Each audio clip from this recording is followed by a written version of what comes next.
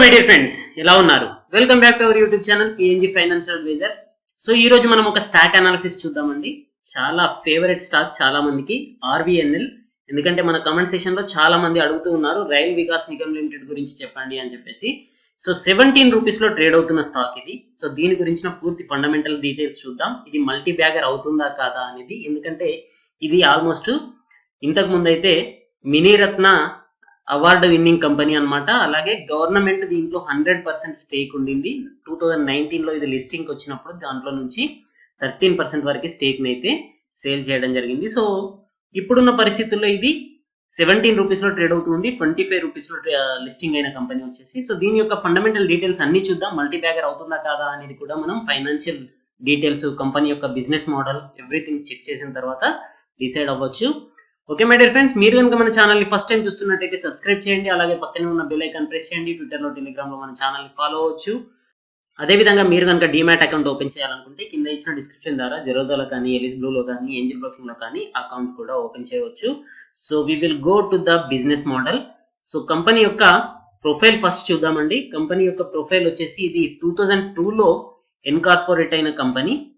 So RVNL యొక్క company profile చూసినట్టయితే దీనిని 2002 ఆగస్ట్ 15న భారతరత్న శ్రీ అటల్ బిహారీ వాజ్పేయి గారు, అప్పటి ప్రధానమంత్రి, మనకి ఈ కంపెనీ యొక్క అనౌన్స్మెంట్ అయితే చేయడం జరిగింది. సో ఇది ఎందుకు చేశారు అంటే 2002 టైంలో ఇన్ఫ్రాస్ట్రక్చర్ అనేది చాలా రెవల్యూషనరీ డెవలప్మెంట్స్ తీసుకోవాల్సిన పరిస్థితిలో ఉండింది.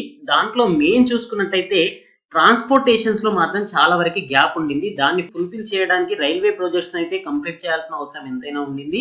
కాకపోతే మన ఇండియన్ బేస్డ్ కంపెనీస్ లో అంత టెక్నికల్ స్కిల్స్ అయితే అప్పటికి లేకపోయి ఫారిన్ కంపెనీస్ పైన డిపెండ్ అవ్వాల్సిన పరిస్థితి ఉండింది అనమాట. కాకపోతే మనకి తెలుసు అటల్ బిహారీ వాజ్పేయి గారు స్వదేశీ ఐడియాలజీ పైన బిలీవ్ చేస్తారు కాబట్టి ఖచ్చితంగా మనమే ఒక 100% గవర్నమెంట్ బేస్డ్ కంపెనీని ఓపెన్ చేసేసి స్కిల్స్ ని డెవలప్ చేసుకోవాలి, సెల్ఫ్ రిలియంట్ గా మారాలి అని చెప్పేసి ఆ ముఖ్య ఉద్దేశంతో చాలా కంపెనీస్ అయితే అప్పుడు అనౌన్స్ చేయడం జరిగింది. ఎన్ఆర్బిఐ, ఆర్వీఎన్ఎల్ అనేటివి కూడా ఇందులో భాగంగానే అనౌన్స్ చేయడం జరిగింది. సో దీన్ని మినిస్ట్రీ ఆఫ్ రైల్వేస్ 2003 జనవరి 24న ఇన్కార్పొరేట్ అయితే చేయడం జరిగింది. సో ఇది ఫుల్లీ ఫంక్షనల్ కావడానికి ఆల్మోస్ట్ 2 years తీసుకుందన్నమాట. మార్చ్ 2005 కి ఇది కంప్లీట్ గా ఫుల్లీ ఫంక్షనల్ గా ఏర్పడింది. సో దీని యొక్క బిజినెస్ మోడల్ చూసినట్టయితే చూడండి, ఇది రైల్వే రిలేటెడ్ ప్రాజెక్ట్స్ నే చేస్తూ ఉంటుంది. సో ఇది planning, development, resource mobilization and execution అని చెప్పేసి అన్ని టాస్క్లని ఇదే కంప్లీట్ చేస్తుంది కాబట్టి దీన్ని end to end project executor అని చెప్పవచ్చు. సో దీని యొక్క గ్రోత్ అనేది, దీని యొక్క బడ్జెట్ అనేది totally depend upon ministry of railways అనమాట. సో ఇది 100% పిఎస్యు సెక్టార్ లో ఉండింది 2019 ఏప్రిల్ కంటే ముందు. సో 2019 లో ఇది ఐపీఓకి వచ్చిన తర్వాత దాంట్లో నుంచి 13% స్టేక్ అనేది మనకి పబ్లిక్ లో ఆఫరింగ్ లో రావడం జరిగింది అనమాట. సో అంతకుముందు అయితే 100% ఇది డిపెండెంట్ కంపెనీ. సో ఇప్పుడు చూసుకున్నా కూడా దీని యొక్క ప్రాజెక్ట్స్ అనేవి అన్ని కూడా సెంట్రల్ మినిస్ట్రీస్, స్టేట్ గవర్నమెంట్స్ యొక్క railway related projects and CPSEs assign చేస్తూ ఉంటాయి. అలాగే దీని యొక్క ఎక్స్పెండిచర్ అనేది totally ministry of railway budgetary పైన డిపెండ్ అయి ఉంటుంది అనమాట. సో దీని యొక్క ఫండింగ్ అనేది EBR, IRFC, ADB loans facilities ద్వారా జరుగుతూ ఉంటుంది. సో ఈబీఆర్ అంటే ఎక్స్ట్రా బడ్జెటరీ రిసోర్సెస్, అలాగే ఐఆర్ఎఫ్సి అంటే Indian railway finance corporation, ADB అంటే ఆసియన్ డెవలప్మెంట్ బ్యాంక్ అని. సో వీటన్నింటి ద్వారా లోన్స్ రూపకంగా ఫండ్స్ తీసుకొని దీని యొక్క ప్రాజెక్ట్స్ అయితే ఇది కంప్లీట్ చేస్తూ ఉంటుంది. సో దీని యొక్క ప్రాజెక్ట్స్ చూసుకున్నట్టయితే మనకి రైల్వే ఎలక్ట్రిఫికేషన్ వర్క్స్, అలాగే టనలింగ్ ప్రాజెక్ట్స్, అంతేకాకుండా metro projects, cable stayed bridge, Mahanadi bridge అనేది కూడా ఇది కంప్లీట్ చేయడం జరిగింది. అంటే రైల్వే బ్రిడ్జెస్, రైల్వే ట్రాక్స్ కి సంబంధించిన ప్రాజెక్ట్స్, ఇలా చాలా ప్రాజెక్ట్స్ అయితే ఇది కంప్లీట్ చేస్తుంది. సో ఆల్మోస్ట్ మేజర్ ప్రాజెక్ట్స్ అనేవి రైల్వేకి సంబంధించిన ప్రాజెక్ట్స్ అనేవి ఆర్వీఎన్ఎల్ ద్వారానే కంప్లీట్ అవుతూ ఉంటాయి అనమాట. సో ఇది గవర్నమెంట్ బేస్డ్ కంపెనీ కాబట్టి దీని యొక్క ప్రాజెక్ట్స్ యొక్క కంప్లీషన్ అనేది కూడా గవర్నమెంట్ యొక్క బడ్జెట్ పైన ఆధారపడి ఉంటుంది. మినిస్ట్రీ ఆఫ్ రైల్వేస్ యొక్క సూపర్విజన్ పైన ఆధారపడి ఉంటుంది అనమాట. సో ఇది ర్యాపిడ్లీ గ్రోత్ అవుతుందా అంటే కనుక ఇది సెల్ఫ్ డిసిషన్ మేకింగ్ కంపెనీ కాదు కాబట్టి, ఆల్రెడీ ఇది back wing of ministry of railways కాబట్టి దీనిపైన కాస్త కంట్రోలింగ్ అయితే గవర్నమెంట్ యొక్క డిసిషన్స్ పైన ఆధారపడి ఉంటుంది. సో దీని యొక్క previous history, profit after tax, turn over, dividend and network చూసుకున్నట్టయితే చూడండి చాలా మంచి గ్రోత్ అయితే ప్రీవియస్ ఇయర్స్ లో కనిపించింది. ఇది మనకి 2018-19 వరకు ఉన్న రిజల్ట్స్ అన్నమాట. ప్రాఫిట్ ఆఫ్టర్ ట్యాక్స్ అనేది 185 క్రోర్స్ నుంచి 606 క్రోర్స్ వరకు కనిపించింది. సో దీని యొక్క ఫండమెంటల్ డీటెయిల్స్ మనం చూద్దాం.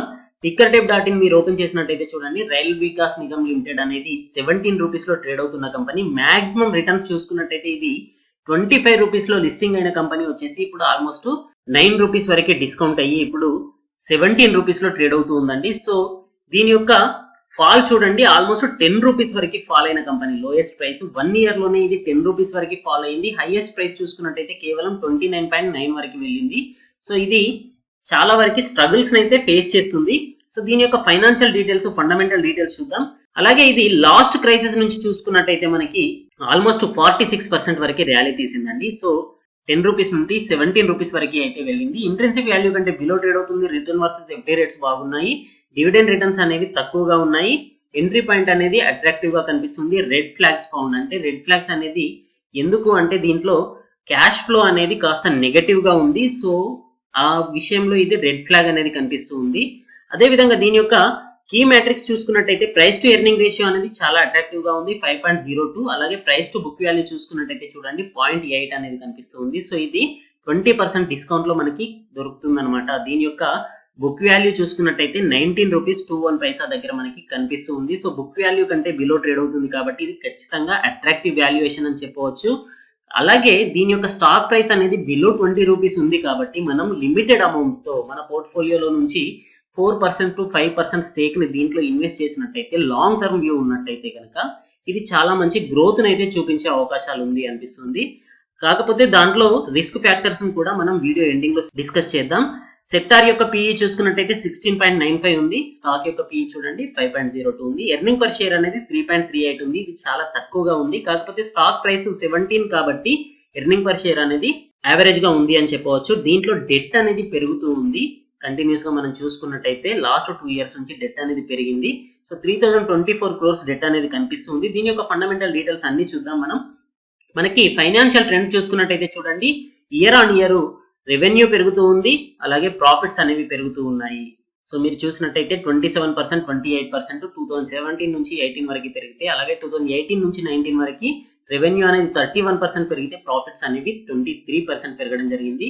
సో దీంట్లో డివిడెంట్ అనేది లాస్ట్ ఇయర్ సెప్టెంబర్ 6th 9 పైసాగా డిసైడ్ చేయడం జరిగింది. సో డివిడెంట్ కూడా ఇస్తున్న కంపెనీ. దీని యొక్క ఫోర్కాస్ట్ అనేది చూసినట్టయితే మనకి నిల్ కనిపిస్తుంది, ఎందుకంటే ఇది లేటెస్ట్ 1 ఇయర్ బ్యాకే లిస్టింగ్ అయిన కంపెనీ కాబట్టి దీనిని ఎటువంటి అనలిస్టులు రికమెండ్ అయితే చేయట్లేదు. కానీ దీని యొక్క ఫైనాన్షియల్ ట్రెండ్ మనం చూద్దాం. దీని యొక్క ఇన్కమ్ స్టేట్మెంట్ చూసినట్టయితే చూడండి, మనకి 3 మేజర్ ఫ్యాక్టర్స్ అనేవి పాజిటివ్ గా కనిపిస్తూ ఉన్నాయి. Higher than industry revenue growth. Revenue growth అనేది ఇండస్ట్రీలో కేవలం 15.56% ఉంటే ఈ స్టాక్ లో వచ్చేసి 32.09% అనేది 5 ఇయర్స్ యావరేజ్ గ్రోత్ కనిపిస్తూ ఉంది. అలాగే మార్కెట్ షేర్ ఇంప్రూవ్ అనేది చూడండి, ఇంక్రీజింగ్ అనేది 9.77% అనేది ఈ స్టాక్ లో కనిపిస్తుంది. కంపేర్ విత్ ఇండస్ట్రీలో మనకి 5.01% అనేది మాత్రమే ఉంది. అలాగే నెట్ ఇన్కమ్ చూసుకున్నట్టయితే మనకి ఇండస్ట్రీ యావరేజ్ చూసుకుంటే 8.14% మాత్రమే ఉంటే స్టాక్ యొక్క నెట్ ఇన్కమ్ అనేది 34.26% ఉంది చూడండి. సో ఓవరాల్ గా చూసుకున్నట్టయితే చాలా మంచి పాజిటివ్ గా ఉంది. దీని యొక్క రెవెన్యూ చూడండి ఇయర్ ఆన్ ఇయర్ ఎలా పెరుగుతూ ఉందో. సో రెవెన్యూ అనేది 2015 లో 3269 క్రోర్స్ ఉంటే 16 లో 4700 క్రోర్స్, 17 లో 6200 క్రోర్స్, 2018 లో 7900 క్రోర్స్, 2019 లో 10400 క్రోర్స్, ఇలా కంటిన్యూగా పెరుగుతూ ఉంది. కేవలం 5 ఇయర్స్ లోనే చూడండి ఆల్మోస్ట్ 3 టైమ్స్ అయ్యింది, అంటే 300% రెవెన్యూ అనేది పెరిగింది. 3269 క్రోర్స్ నుంచి 2019 లో 10452 క్రోర్స్ వరకు రెవెన్యూని అయితే పెంచుకోవడం జరిగింది. నెట్ ఇన్కమ్ చూద్దామండి మనం.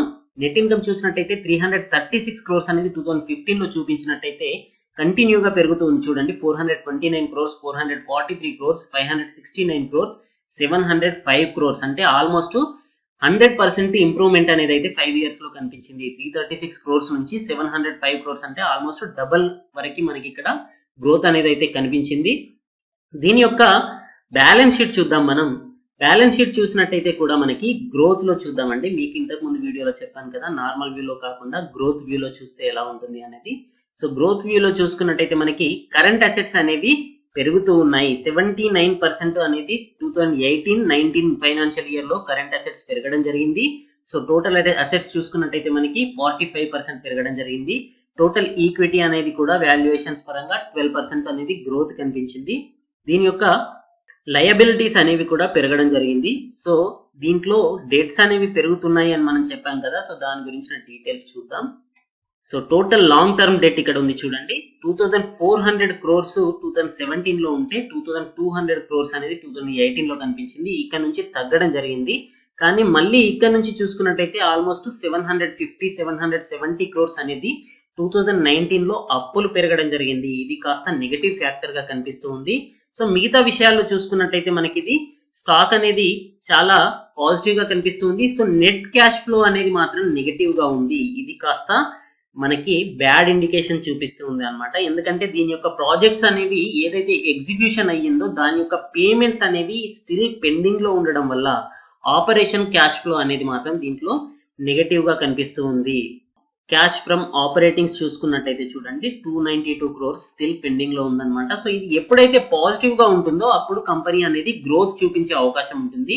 సో ఎవ్రీ ఇయర్ ఇలాగే ఉంటుంది అని కాదు. ఒకవేళ మంచి గవర్నమెంట్ డిసిషన్స్ అనేవి మంచిగా తీసుకున్నట్టయితే కనుక ఈ కంపెనీ అనేది ర్యాపిడ్లీ పెరిగే అవకాశం అయితే మనకి కనిపిస్తూ ఉంది. సో పీర్ కంపారిజన్ చూసుకున్నట్టయితే మనకి రైల్ వికాస్ నిగమ్ లిమిటెడ్ అనేది మిగతా కంపెనీస్ తో కంపేర్ చేసుకున్నట్టయితే హుడ్కో కంపెనీ, ఆర్ఈసి, పిఎఫ్సి కంపెనీస్ తో కంపేర్ చేసుకున్నట్టయితే పిఈ రేషియోలో కాస్త ఎక్స్పెన్సివ్ గా కనిపిస్తుంది. అంటే వీటికంటే అట్రాక్టివ్ ప్రీమియం లో ఇది కనిపిస్తుంది అనమాట. ప్రైస్ టు ఎర్నింగ్ రేషియో అనేది మరీ 2-3% ఉండడం కూడా కరెక్ట్ కాదు. సో 5% అనేది ఎక్స్పెన్సివ్ అయినప్పటికీ గ్రోత్ అనేది దీంట్లో ఎక్కువగా ఉండబోతుంది అనేది దీంట్లో మనకి అర్థం చేసుకోవచ్చు అనమాట. అదే విధంగా ప్రైస్ టు బుక్ వాల్యూ చూసుకున్నా కూడా మిగతా కంపెనీస్ తో కంపేర్ చేసుకున్నట్టయితే కాస్త ఎక్స్పెన్సివ్ వాల్యుయేషన్స్ లోనే ఉంది. స్టిల్ మనం దీంట్లో గ్రోత్ ఎక్స్పెక్టేషన్ ని కన్సిడర్ చేసుకున్నట్టయితే కనుక మనకి ఈ వాల్యుయేషన్స్ అనేవి కూడా మనకి అట్రాక్టివ్ గా తీసుకోవచ్చు. అదే విధంగా హోల్డింగ్ ప్యాటర్న్ చూద్దామండి. ప్రమోటర్ హోల్డింగ్ అనేది చూసినట్టయితే మనకి ప్లెడ్జ్డ్ ప్రమోటర్ హోల్డింగ్ అనేది 0 ఉంది. 0% ఆఫ్ ఆల్ కంపెనీస్ చూడండి 0% ప్రమోటర్ హోల్డింగ్ ప్లెడ్జ్డ్ అనేది కనిపిస్తుంది. అలాగే 87.84% అనేది గవర్నమెంట్ యొక్క ప్రమోటర్ హోల్డింగ్ అనేది దీంట్లో ఉంది. సో ఇది మినిస్ట్రీ ఆఫ్ రైల్వేస్ యొక్క హోల్డింగ్ అనమాట. సో 87.84%. మార్చ్ 2019 లో ఇది 100% ఉండింది. సో దీంట్లో నుంచి 12.2% వరకు ఐపీఓ ద్వారా బయటికి రావడం అయితే జరిగింది. సో దీంట్లో మ్యూచువల్ ఫండ్స్ యొక్క ఇన్వెస్ట్మెంట్ అనేది 1.57% ఉంది. ఇది కంటిన్యూస్ గా తగ్గుతూ వస్తుంది. సో డొమెస్టిక్ ఇన్వెస్టర్స్ యొక్క ఫండ్ అనేది 5.04% ఉండేది. ఇది కూడా తగ్గుతూ వస్తుంది. సో ఫారెన్ ఇన్వెస్టర్స్ యొక్క ఫండ్ అనేది పెరుగుతూ ఉంది 0.54% వరకు. సో కాకపోతే దీంట్లో మనం మెయిన్ గా చూడవలసింది ఏంటి అంటే కేవలం 9% స్టేక్ మాత్రమే రిటైల్ ఇన్వెస్టర్ దగ్గర ట్రేడ్ అవుతూ ఉంది. ఒకవేళ దీంట్లో డిమాండ్ అనేది రైజ్ అయ్యింది అంటే కనుక కేవలం 12% మాత్రమే బయట మనకి ట్రేడింగ్ వాల్యూమ్ ఉంది. కాబట్టి దీని యొక్క ప్రైస్ అనేది కంప్లీట్ గా చేంజ్ అయ్యే అవకాశం అయితే కనిపిస్తూ ఉంది. సో దీంట్లో గ్రోత్ అనేది ఖచ్చితంగా ఉండబోతుంది అని మనం ఎక్స్పెక్ట్ చేయవచ్చు. సో దీంట్లో లేటెస్ట్ అనౌన్స్మెంట్స్ చూసుకున్నా కూడా మిస్టర్ సంజీవ్ కుమార్ గారిని ఎగ్జిక్యూటివ్ చీఫ్ గానైతే May 6 రోజున అనౌన్స్ చేయడం జరిగింది. సో ఇది కార్పొరేట్ యాక్షన్స్ అండ్ అనౌన్స్మెంట్స్ లో మీరు చూడవచ్చు. ఓవరాల్ గా మనం ఆర్వీఎన్ఎల్ యొక్క డీటెయిల్స్ చూసినట్టయితే మనకి ఫండమెంటల్లీ అన్ని రకాలుగా ఇది పాజిటివ్ గానే కనిపిస్తూ ఉంది. కాకపోతే డెట్ టు ప్రాఫిట్ రేషియో అనేది 5% ఉంది. ఇది కాస్త నెగటివ్ గా కనిపిస్తూ ఉంది. అదే విధంగా వాల్యూమ్స్ కూడా చాలా బాగా ఇంప్రూవ్ అవుతూ ఉన్నాయి చూడండి. సో లేటెస్ట్ ఈ ఫాల్ లో మాత్రం వాల్యూమ్స్ అనేవి ఇంప్రూవ్ అవ్వడం కనిపిస్తూ ఉంది.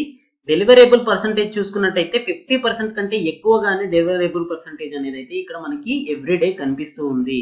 అదే విధంగా దీని యొక్క క్వార్టర్లీ రిజల్ట్స్ చూసుకున్నట్టయితే మనకి 3765 క్రోర్స్ నుంచి 3699 క్రోర్స్ వరకు డిసెంబర్ లో రెవెన్యూ అనేది కాస్త ఫాల్ అవడం జరిగింది. కాకపోతే సీజన్ వైజ్ గా ఫాల్ అండ్ రైజ్ అనేది ఉంటుంది. ఇయర్లీ చూసుకున్నట్టయితే మాత్రం మనకి పాజిటివ్ నెట్ ప్రాఫిట్ అనేది, పాజిటివ్ రెవెన్యూ గ్రోత్ అనేది అయితే ఖచ్చితంగా కనిపిస్తుంది. సో 2019 లో 10,000 క్రోర్స్ ఉంటే టీటీఎం రిజల్ట్స్ చూసుకున్నట్టయితే ట్రైలింగ్ 12 మంత్స్ రిజల్ట్స్ చూసుకున్నట్టయితే మనకి 13,728 క్రోర్స్ అనేది సేల్స్ కనిపిస్తూ ఉన్నాయి. అలాగే ప్రాఫిట్ అనేది కూడా 778 క్రోర్స్ అనేది కనిపిస్తుంది. ఎర్నింగ్ పర్ షేర్ అనేది కంటిన్యూగా ఇంప్రూవ్ అవుతుంది చూడండి. 0.78 నుంచి 1.4 అండ్ 1.8, 2.25, 2.91, 3.73 అనేది. సో ఇది చాలా మంచి పాజిటివ్ ఇండికేషన్ అనమాట. ఓవరాల్ గా స్టాక్ అనేది చాలా మంచి పాజిటివ్ గా కనిపిస్తూ ఉంది. కానీ దీంట్లో మేజర్ ఫ్యాక్టర్ ఏంటి అంటే, రిస్క్ ఫ్యాక్టర్ ఏంటి అంటే ఇది గవర్నమెంట్ యొక్క కనుసన్నల్లో పనిచేసే కంపెనీ. సో దీనిపైన గవర్నమెంట్ యొక్క ఆజమాయిషి ఉంటుంది. అదే విధంగా లేటెస్ట్ గా ప్రైవేట్ కంపెనీస్ చాలా టెక్నికల్ వ్యూస్ తో, టెక్నికల్ స్కిల్స్ తో మార్కెట్ లోకి అడుగుపెట్టాయి ఇన్ఫ్రాస్ట్రక్చర్ డెవలప్మెంట్ తో. అలాగే వాళ్ళు చాలా ఛాలెంజింగ్ ప్రైస్ లో, అంటే చాలా డిస్కౌంటెడ్ ప్రైస్ లో కూడా ప్రాజెక్ట్స్ ని కంప్లీట్ చేసే క్యాపబిలిటీస్ కలిగి ఉన్నారనమాట. సో దాని వల్ల ఈ కంపెనీ అనేది గ్రోత్ లో కాస్త రిస్క్ ని ఎదుర్కొనే అవకాశం అయితే కనిపిస్తుంది. ఓవరాల్ గా చూసినట్టయితే కంపెనీ ఫండమెంటల్ గా చాలా బాగుందండి. ప్రైస్ అనేది కేవలం 17 రూపీస్ లో దొరుకుతుంది. మనకి లిస్టింగ్ ప్రైస్ 26 రూపీస్ కంటే కూడా 9 రూపీస్ డిస్కౌంట్ లో మనకి ఇప్పుడు దొరుకుతుంది కాబట్టి సో ఈ అవకాశాన్ని అయితే వదులుకోవద్దు, కానీ లిమిటెడ్ క్వాంటిటీస్ లో మీరు ఇన్వెస్ట్ చేయవచ్చు.